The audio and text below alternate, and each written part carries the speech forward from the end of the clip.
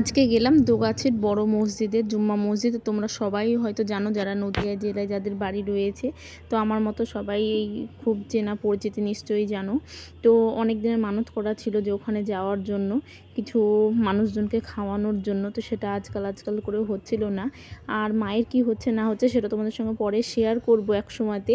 মায়ের অবস্থা ভীষণই খারাপ আর কি, এখনও রয়েছে। তো কি হয়েছে না হয়েছে, মাঝে কি হয়েছিল সবটাই তোমাদের সঙ্গে অন্য কোনো ভিডিওতে শেয়ার করব। তো মায়ের অসুস্থতার কারণে কিন্তু আমি দুটো রোজা মানিয়েছিলাম, বৃহস্পতিবার আর শুক্রবার। তো আজকে হচ্ছে শুক্রবার, বৃহস্পতিবারের রোজাটা তোমাদের সঙ্গে কোনো কিছু শেয়ার করিনি, যেহেতু বাড়িতেই ছিলাম। তো ভাবলাম কি আর শেয়ার করব, ওই মায়ের ওষুধ খাওয়ানো, মায়ের কাছে মায়ের সেবা যত্ন করা, এই সবই তো।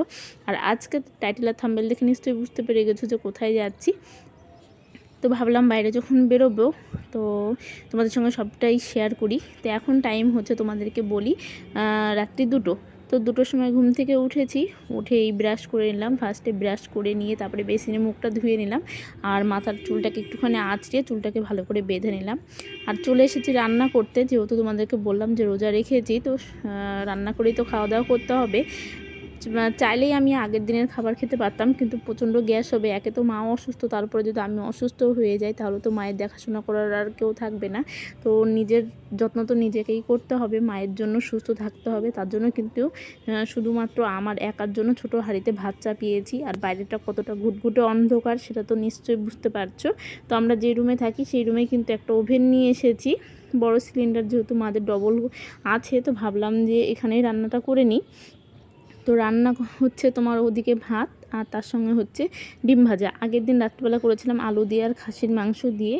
তো সেটা মেয়েও খেয়েছিল সকালবেলা, সবার জন্য করে নিয়েছিলাম আমি। তো আজকে আর অত ঝামেলার মধ্যে গেলাম না, আজকে ডিম ভেজে নিলাম। তো ভাবলাম গ্যাস হয়ে যাবে, যেহেতু পরপর 2 দিন রাত্রি জাগছি, তারপরে তো দিনের বেলা রেস্ট করার কোনো নাম নেই। তো তার জন্য আমি এখন গ্যাসের ওষুধ খেয়ে নিলাম।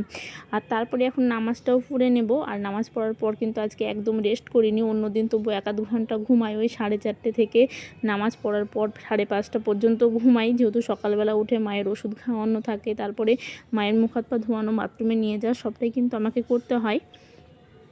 তো তারপরে আবার বাচ্চা রয়েছে, সব কিছুই একা হাতে ম্যানেজ করতে হয়। তো 1 ঘন্টা মতো রেস্ট করি, কিন্তু আজকে সেটাও রেস্ট করার টাইম পাইনি। যেহেতু তোমাদেরকে বললাম যে দুগাছির বড় মসজিদে যাব, তো সেখানে আমি কিছু রান্নাবান্না করতে হবে, যেটা মানত করা রয়েছে যে ওখানে গিয়ে খাওয়ানো দাওয়ানো হবে। তো ওখানে গিয়ে রান্নাবান্না করলেও হয়, কিন্তু অতটাও আমাদের হাতে টাইম ছিল না। তো ভাবলাম যতটুকু টাইম ওখানে গিয়ে রান্না করব, সেই রান্নাটা বাড়িতে করে নিয়ে গেলে তবু মায়ের কাছে তো আমরা ততক্ষণ থাকতে পারবো। তো গিয়েছিলাম আমি, ভাইয়ের বউ, আর হচ্ছে ভাইয়ের শাশুড়ি। তো সবটাই কিন্তু ওরা আমাকে হেল্প করে দিয়েছে, মশলা করা থেকে শুরু করে, মশলাটা আমি করে রেখেছিলাম, বাদবাকি সবজি কাটা, তারপরে মাংস ধুয়ে দেওয়া, এগুলো সব কিন্তু ওরাই করে দিয়েছিল হেল্প। আর আমি কিন্তু রান্না করেছিলাম। আর যে জায়গাটায় রান্না করছি এই জায়গাটায় কিন্তু আমার বাবার টোটো থাকে। তো টোটোটাকে একদম সকালবেলা উঠে বললাম বাইরে বের করে দিতে। এখন টাইম হচ্ছে তোমার ওই 5:30-6টা মতো বাজে, যেহেতু 10টা-11টার মধ্যে আমাদেরকে বেরিয়ে যেতে হবে। কারণ আমার বাবার বাড়ির থেকে, আমরা এখন রয়েছি কিন্তু বাবার বাড়িতে, তোমাদেরকে বলাই হয়নি। তো বাবার বাড়িতে রয়েছি। তো বাবার বাড়ি থেকে ওই দুগাছির মসজিদটা প্রায় আস্তে আস্তে গেলেও, যেহেতু খাবার নিয়ে যাব তো আস্তে আস্তে যেতে হবে। তো 1 ঘন্টা মতো টাইম লাগবে। তার জন্য 10টার মধ্যে রান্না কমপ্লিট করে তারপরে আবার গোসল টোসল করে যেতে হবে। তো তার জন্য অনেক সকাল সকাল রান্না চাপিয়েছিলাম। তো এখানে করে আগে ছেঁচড়াটা রান্না করে নিলাম, ওই আলু, বেগুন, পটল, কুমড়ো, যাবতীয় যা যা আর কি প্রয়োজন, তো সেগুলো দিয়ে ছেঁচড়া রান্না করে নিয়েছি। আর এইদিকে হবে চিকেন। তো চিকেনের জন্য মশলাটাকে একদম সুন্দরভাবে কষিয়ে নিয়েছি। তো বাড়িতে মায়ের কাছে ছিল ওই 2 ঘন্টা মতো বাবা ছিল, বাবাকে রেখে গেছিলাম। আমরা সবাই চলে গেছিলাম, তো সবাই গেলে তো হবে না, তার জন্য বাবা কিন্তু মায়ের কাছে ছিল, যেহেতু মা অনেকটা অসুস্থ, একা উঠতে পর্যন্ত পারে না। তো তার জন্য বাবা ছিল বাড়িতে। আর এখানে গিয়ে কি বলবো, এত অন্যরকম একটা শান্তি লাগে মনের মধ্যে, সেটা কাউকে বলে বোঝানো যাবে না।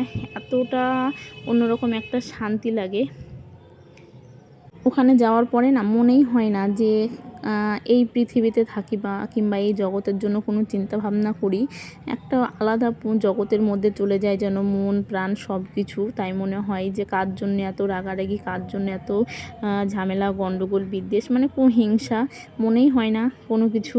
মনে হয় যেন ওই জগতের জন্য সম্পূর্ণ কিছুটা করি। আর সত্যি কথা বলতে এরকম কাজ আমি নিজে অনেকবার করেছি। মানে এই ধরো রোজার মধ্যে আমার তো সেরকম অবস্থা নেই, আমি যতটুকু পারি সেইটুকু দিয়ে আমার সাধ্য মতো করার চেষ্টা করি। তো ফাইনালি রেডি হয়ে গেছি, তোমরা তো দেখলে রান্নাবান্না করছিলাম। রান্না করেছি তোমার ওই ডাল, সবজি আর চিকেন রান্না করেছি, তার সঙ্গে ভাত। এগুলো রান্না করে নিয়ে যাচ্ছি, কোথায় যাচ্ছি না যাচ্ছি তোমরা সবটাই দেখতে পারবে। এখন ভীষণ তাড়াহুড়ো, তো আমি চুলটা বাঁধবো, গোসল করলাম এখনই, চুলটা বাঁধবো, মেয়েকে ওখানে গিয়ে গোসল করানোর চেষ্টা করব। দেখি বাইরে তো ওয়েদার ভীষণ খারাপ, মনে হচ্ছে বৃষ্টি হবে, বৃষ্টি না হলে ওখানে গিয়ে তোমাদের সঙ্গে কিছু পারলে শেয়ার করব। ভীষণ তাড়াহুড়ো করে কথা বলছি, আর মায়ের কি হচ্ছে না হচ্ছে কী হয়েছে সবটা তোমাদের সঙ্গে পরে শেয়ার করব। চলো আজকের ভিডিওটা দেখতে থাকো, আই হোপ তোমাদের ভালো লাগবে। ফাইনালি চলে এসেছি কিন্তু আমাদের গন্তব্যস্থলে। তো এখানে আসার পরে দেখছি যে মানে সত্যি কত লোকজন আমাদের মতো খাবার নিয়ে এসেছে। আর এই যে রুটি দেখে বুঝতে পারছো, আর ওই যে গামলিগুলো দেখছো, তো ওইগুলোর মধ্যে ভাত, তারপরে মানে অনেক রকমের নানা রকমের মাংস নিয়ে আসে, কেউ দেশি মুরগি, কেউ খাসির মাংস, তো অনেক রকমের মাংস এখানে রাখার জন্য আলাদা আলাদা সব পাত্র রয়েছে। আর এটা কিন্তু আমরা এখন বসে আছি তোমার ওই মাদ্রাসা। তো মাদ্রাসার আমরা যখন এর আগে এসেছিলাম তখন এই নিচতলাগুলো হয়েছিল, ওই যে ওপরে দোতলাগুলো গাঁথনি করছে সেগুলো কিন্তু ছিল না। আমি প্রায় 3 বছর 3.5 বছর আগে এসেছিলাম। আর ওই যে ওই দিকে আছে তো তোমার মেন যে মসজিদটা, সেটা আর কি। তো তোমাদের সঙ্গে সবটাই শেয়ার করব, বাইরে ভেতরে ঠিক কেমন কোনটা কি যতটা পারবো চেষ্টা করব তোমাদেরকে দেখানোর। এখন আমাদের কিন্তু যেহেতু জুম্মাবারে এসেছি, তো জোহরের নামাজটা পড়া হয়ে গেছে। তো মেয়েরা এই মাদ্রাসার মধ্যেই নামাজ পড়েছি, আর যারা ছেলেরা ছিল তারা তো ওই যে মেন যে মসজিদ তোমাদেরকে দেখাবো বললাম, তো সেটার মধ্যেই নামাজ পড়তে গেছিলো। সবাই মিলে চলে এসেছে, আর এখানে বুঝতেই পারছো কত লোকজন কত লোকজন। আর কি বলবো, এমন দিন গেছি, এতটা বৃষ্টি, এতটা মানে স্লিপ হয়ে গেছে। তো এই সাইডে দেখো প্রচুর মেয়ে যারা তারা রয়েছে, আর ওই সাইডের ছেলেরা তো ওখান থেকে নামাজ পড়ে বেরিয়ে গেছে। বেরিয়ে কিন্তু খাওয়া দাওয়া করে নিয়েছে, সবাই খাওয়া দাওয়া করেছে। তো আমি তো রোজা ছিলাম, আমি তো খাইনি। তারপরে চলে এসেছি কিন্তু মেন যে মসজিদ, যেটা কিন্তু এক রাত্রে হয়েছিল এই মসজিদটা, যার জন্য কিন্তু এতটা পপুলার। তো এই যে কুয়োটা দেখছো, এই কুয়োটাও যত সম্ভব আমার মনে হয় যে এক রাত্রেই হয়েছিল। তো ঢুকে ঢুকেই কিন্তু আগেই কুয়োটা পড়বে। আর তার সঙ্গে সঙ্গে এখানে কিন্তু একটা সমাধি রয়েছে এর মসজিদের মধ্যেই। তো ঢুকেই এটা হচ্ছে বাম সাইডে, আর এই যে ডান সাইডে কিন্তু এইগুলো রয়েছে। তো আমরা যখন এসেছিলাম তখন এইগুলো, এই যে এই বিল্ডিংটা দেখছো, এই বিল্ডিংটা কিন্তু নতুন, আমি কিন্তু আগে এসে দেখিনি, এবারই এসে নতুন দেখলাম। এখানে করেই কিন্তু সবসময় তালা দেওয়া থাকে, যেহেতু এটা হচ্ছে তোমার ওই কবরস্থান আর কি, মানে কবরস্থান নয়, কবর দেওয়া আছে, একটাই সমাধি রয়েছে এখানে। তো চারি সাইডটা বেশ সুন্দর করে রাখা আছে। আর এই যে আমার ভাইয়ের শাশুড়ি, মানে আমার ছোটো মা, তো ছোটো মা আমাকে দেখাচ্ছিলো যে এর ভেতরে দেখো কবর আছে। তো কাছ থেকে তো দেখা যাবে না, ওই যে ভেতরে দূর থেকে যতটা পারলাম ততটা, আমি যতটুকু দেখলাম তোমাদের সঙ্গে ততটা শেয়ার করলাম। আর ভেবেছিলাম যে মেয়েকে নিয়ে গোসল করাতে যাব, কিন্তু ওই জায়গাটা না অনেকটা ভেতরে, একদম অলিগলি রাস্তার মধ্যে দিয়ে যেতে হয়। তো অনেকটা ভেতরে, এত বৃষ্টি মাথায় করে বাচ্চা, মানে দুটো বাচ্চা, ভাইয়ের বাচ্চা আমার বাচ্চা নিয়ে হেঁটে যাওয়া যেত না। আর ওই দিক দিয়ে না ঠিক টোটো মোটো খুব একটা ঢুকবে বলে আমার মনে হয় না, যতটুকু আমার মনে আছে। তো যাই হোক, এই জায়গাটায় সুন্দরভাবে দেখছিলাম। আর এই যে হচ্ছে আমার ভাইয়ের বউ, তো তোমাদের সঙ্গে শেয়ার করিনি কখনো কোনো দিনও, আজকেই শেয়ার করলাম। এটা হচ্ছে ভেতরটা। তো আরও তো ভেতরে অনেক ভেতর আছে আর কি, ভেতরের জায়গা, তো সেগুলোতেও গেলাম না, যেহেতু সেগুলোতে এখনও লোকজন রয়েছে, নামাজ পড়ে বেরিয়েছে কেউ কেউ, কেউ কেউ এখনও রয়েছে। আর এই যে হচ্ছে এটা হচ্ছে বাইরেটা।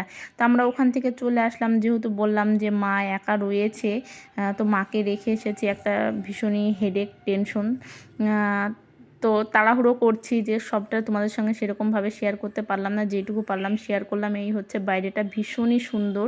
তো তোমরা যারা করিমপুরের সাইডে আছো তারা নিশ্চয়ই জানো, তো জানলে প্লিজ কমেন্ট করে বলবে কে কে গেছো। তারপরে ওখান থেকে আমরা চলে আসলাম। আর সারা রাস্তায় এতটা বৃষ্টি যে পর্দাটা পর্যন্ত খুলতে পারিনি, টোটোর যে আর কি পাশে যেটা থাকে, তো ওটা নামিয়ে দিয়ে এসেছি। কতটা বৃষ্টি বুঝতেই পারছো।